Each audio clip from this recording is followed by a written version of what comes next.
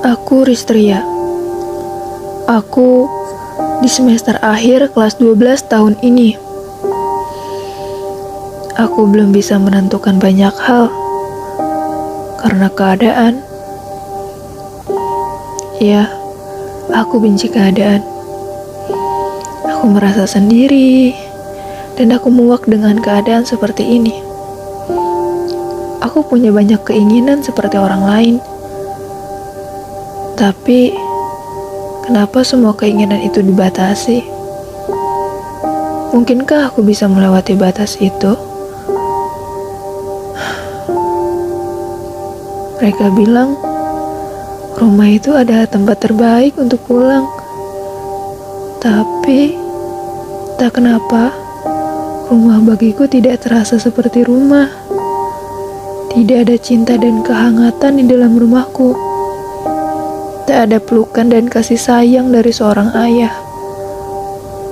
Aku dan keluargaku tidak baik-baik saja. Aku dipaksa sabar, aku dipaksa bersyukur, dan diminta untuk kuat. Aku sudah tidak berminat dengan apapun. Impianku yang aku bangun, bahkan sekedar berbicara dan mengobrol dengan teman, sudah tidak aku lakukan. Aku sudah kalut dengan semua emosi ini. Apa yang harus aku lakukan lagi?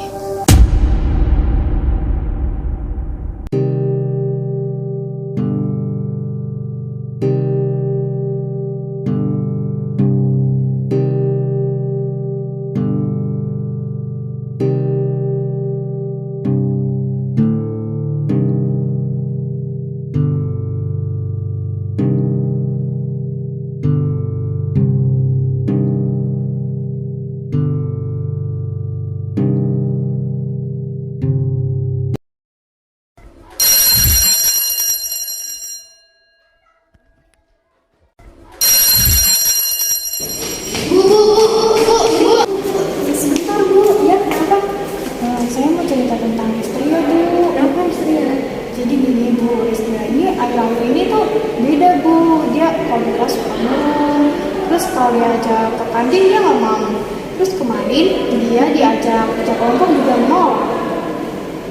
Nanti coba ibu ngomong sama Ristrianya ya, atau nanti ibu minta tolong guru. Baik Bu, terima kasih. Semoga Ristria udah baik aja ya Bu. Iya, kamu coba support dia terus ya. Ya Bu, baik Bu. Saya duluan ya Bu. Makasih ya. Iya, sama-sama.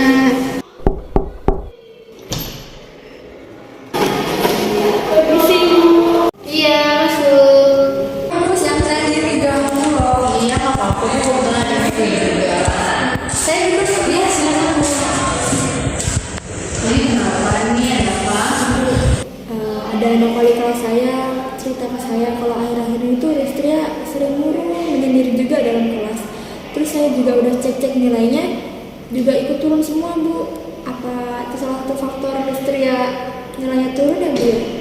Saya juga mau minta tolong ke Ibu, saya minta bantuannya buat tanya lebih lanjut ke Ristria, apa penyebab Ristria seperti itu. Tapi apakah ibu sudah coba tanya langsung kepada Ristrianya? Sempet Bu, akhir-akhir ini jadwal saya padat banget, tapi saya ngerasa kasusnya Ristria ini memang harus ditangani secepatnya sih Bu, soalnya bentar lagi kan Ristria juga mau UN ya Bu ya. Baiklah Bu, saya mengerti kesibukan ibu. Karena ini juga sudah jadi tanggung jawab saya. Jadi nanti saya minta tolong panggilkan Ristria untuk ke ruangan saya ya Bu. Terima kasih banyak ya Bu bantuannya. Saya izin permisi balik ngajar anak-anak lagi. Kasih banyak ya Bu. Baik Bu, silakan. Mari Bu. Iya Bu, silakan.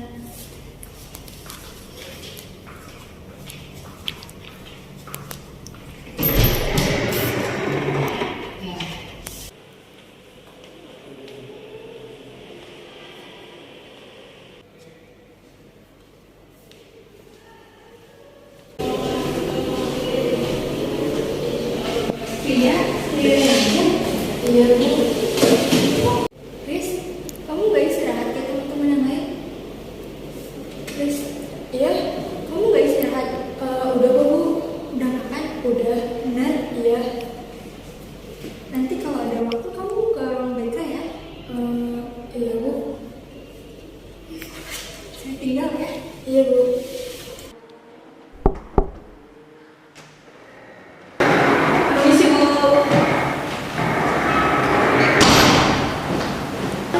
Iya Bu. Siang Sria. Siang Bu. Apa pagi hari ini udah makan belum? Udah Bu. Kakak kelihatan dorong hari ini, kenapa? Apa-apa Bu? Saya dapat informasi kalau kamu tuh akhir-akhir ini sering murung, terus juga sendirian dalam kelas, terus juga nilai kamu sekarang turun. Kenapa Rizlia? Nggak kenapa-napa kok Bu. Gak apa-apa, relax aja sama saya. Kamu bisa cerita apapun ke saya, dan saya juga akan merahasiakan masalah kamu sesuai dengan kode etik yang berlaku. Jadi gimana? Udah mau cerita dengan saya? Terima kasih Bu sudah memberikan kesempatan saya untuk bercerita. Tapi saya bingung Bu mau cerita dari mana. Dari hal atau masalah yang bikin belajar kamu tuh jadi terganggu, sekolah kamu jadi terganggu, itu aja dulu. Jadi gini Bu, saya sedang ada masalah di rumah. Saya bingung, nggak tahu harus gimana dan cerita ke siapa. Saya juga bingung mau melanjutkan kuliah atau enggak karena ekonomi saya kurang dan dituntut untuk menjadi tulang punggung adik-adik saya Bu. Karena bapak saya tidak bertanggung jawab atas keluarganya Bu. Bapak saya juga melakukan KDRT kepada ibu saya. Mana kopi? Kamu tuh yang ngasih kerjaannya cuma diem doang di kopi. Baru pulang cari duit sana kerja. Ya emangnya kenapa kalau aku terus nyuruh kamu di kopi? Nggak mau. Tugas orang di situ layani, layani suami. Kamu lebih berani ya?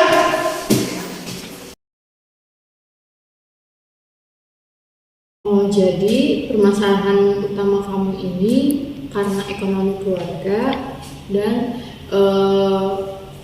bapak kamu melakukan KDRT ya? Iya Bu.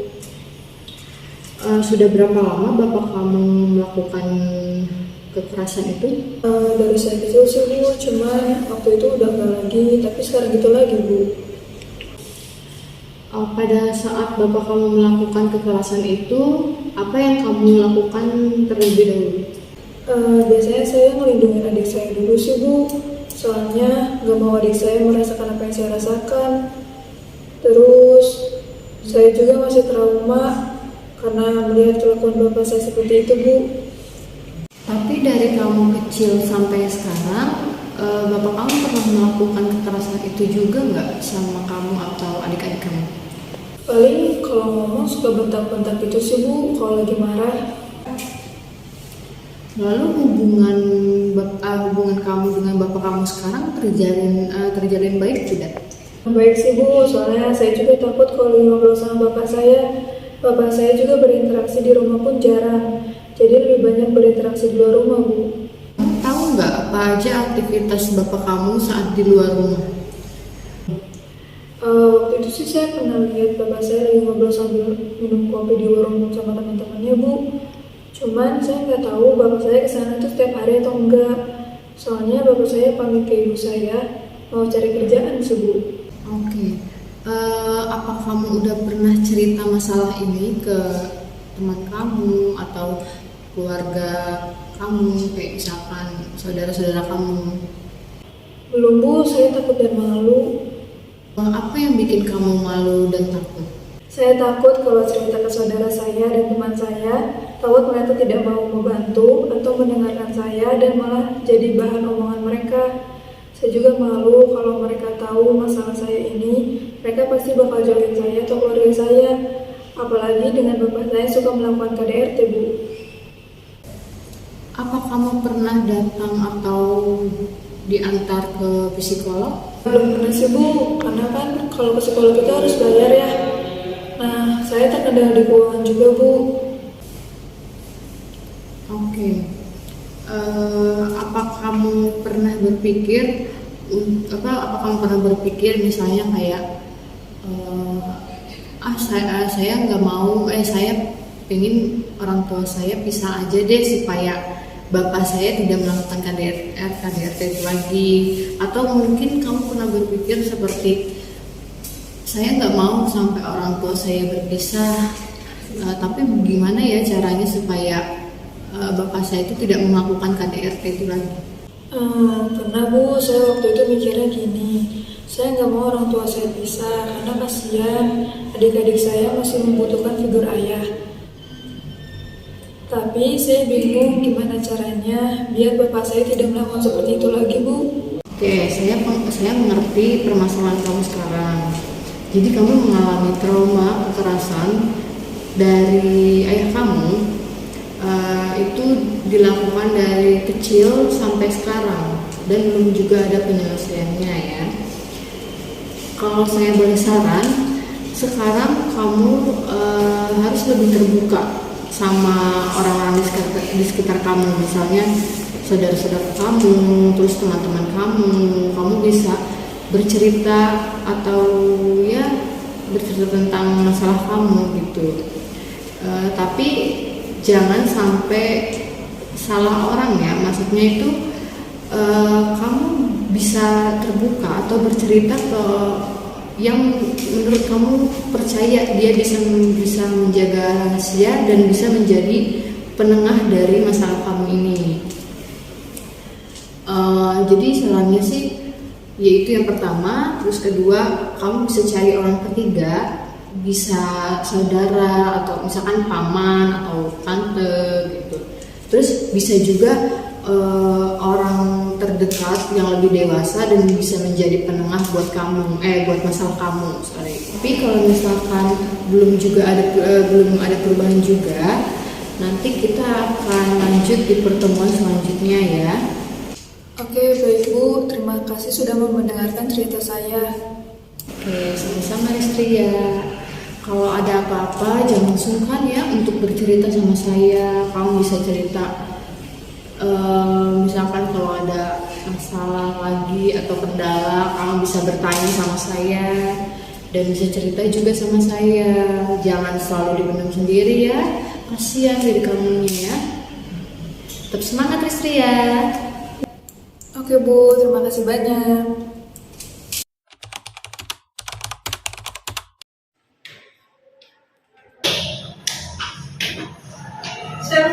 Iya, ya. Oh iya, Rizky nanti siang ini saya tunggu di ruangan ya. Iya Bu. Mari.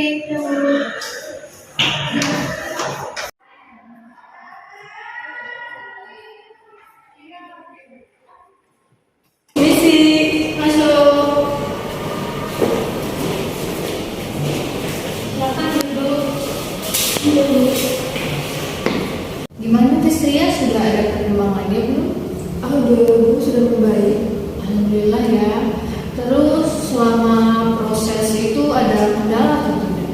Nggak ada sih Bu, malah sekarang sudah membaik sedikit demi sedikit.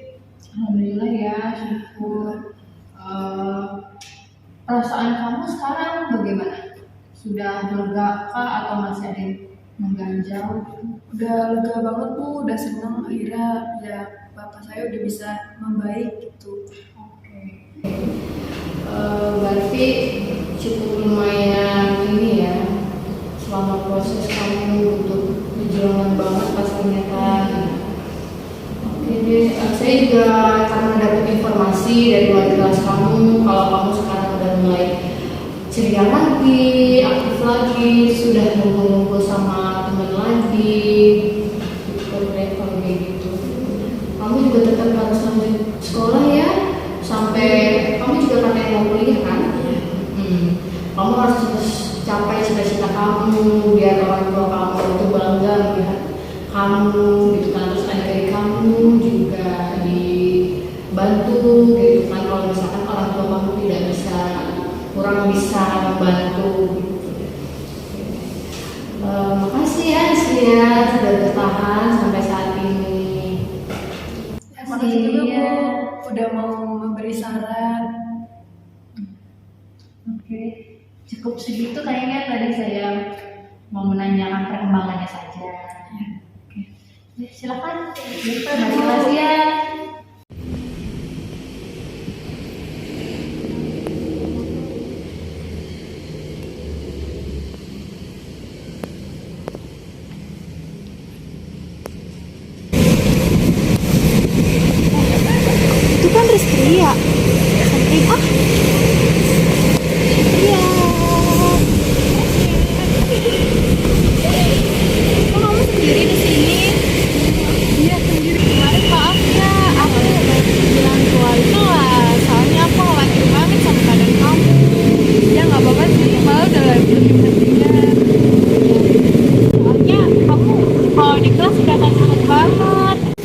ajak ke kantin gak mau. Soalnya kamu murung gitu di kelas. Terus kamu juga nolak ajakan aku. Lain kali kalau kamu lagi ada masalah boleh cerita ke aku, Riz. Walaupun aku gak bisa nyelesain masalah kamu, setidaknya aku bisa jadi pendengar yang baik kok buat kamu. Ya nanti lain kali cerita ya. Oke. Kita pulang bareng yuk. Yuk.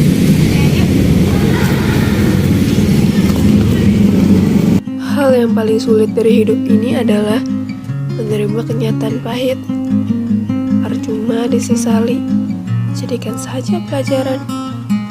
Aku mencoba ikhlas dari sesuatu kehilangan dan tersenyum dari kesakitan yang sedang menimpa. Terimalah kekecewaan yang hanya sementara. Jangan sampai kehilangan harapan yang terbatas. Moving on bukan artinya aku melupakan semua hal yang terjadi di keluargaku. Ini artinya aku menerima apa yang terjadi dengan ikhlas dan melanjutkan hidupku. Bukankah kehidupan sendiri adalah bahagia dan sedih? Bahagia karena napas mengalir dan jantung berdetak. Sedih karena pikiran diliputi oleh bayang-bayang.